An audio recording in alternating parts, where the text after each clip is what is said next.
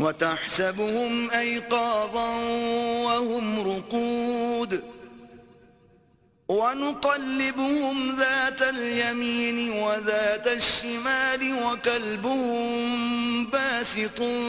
ذراعيه بالوصيد لو اطلعت عليهم لوليت منهم فرارا ولملئت منهم رعبا۔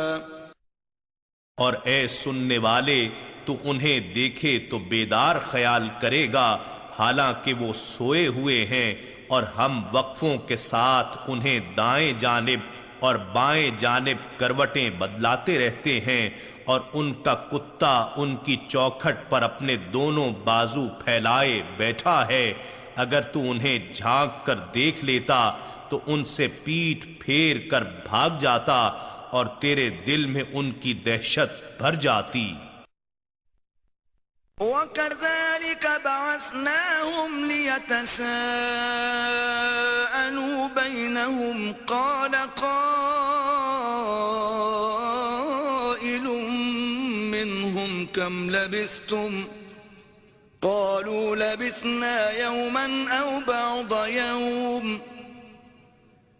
قالوا ربكم أعلم بما لبثتم فابعثوا أحدكم بورقكم هذه إلى المدينة فلينظر أيها أزكى طعاما فليأتكم برزق منه وَلْيَتَلَطَّفْ وَلَا يُشْعِرَنَّ بِكُمْ أَحَدًا۔ اور اسی طرح ہم نے انہیں اٹھا دیا تاکہ وہ آپس میں دریافت کریں۔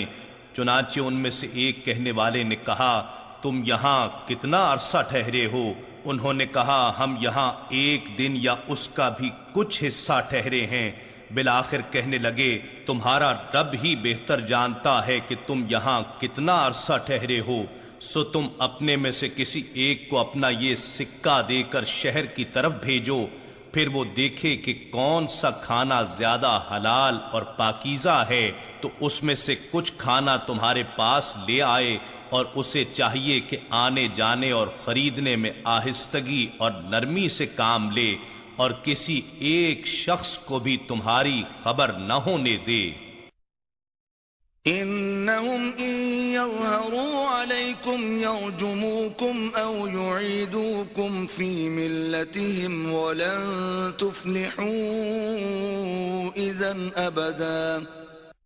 بے شک اگر انہوں نے تم سے آگاہ ہو کر تم پر دسترس پالی تو تمہیں سنسار کر ڈالیں گے،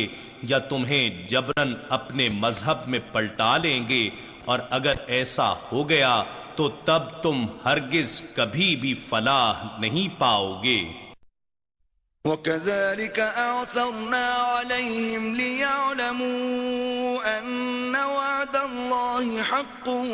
وَأَنَّ السَّاعَةَ لَا رَيْبَ فِيهَا إِذْ يَتَنَازَعُونَ بَيْنَهُمْ أَمْرَهُمْ فَقَالُوا ابْنُوا عَلَيْهِمْ بُنْيَانًا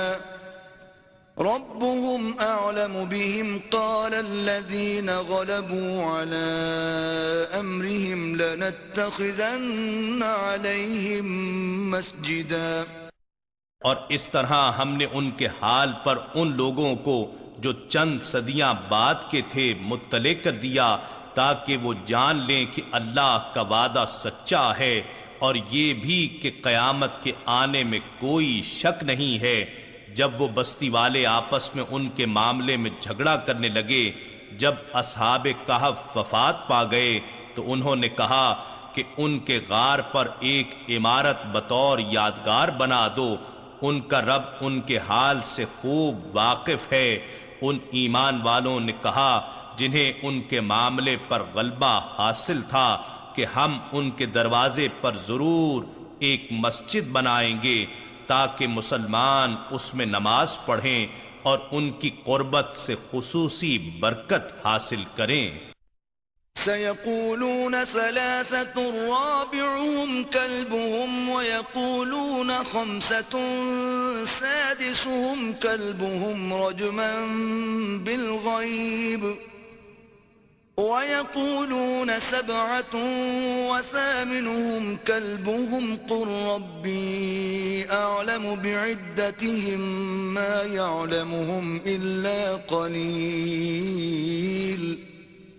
فلا تمار فيهم إلا مراء ظاهرا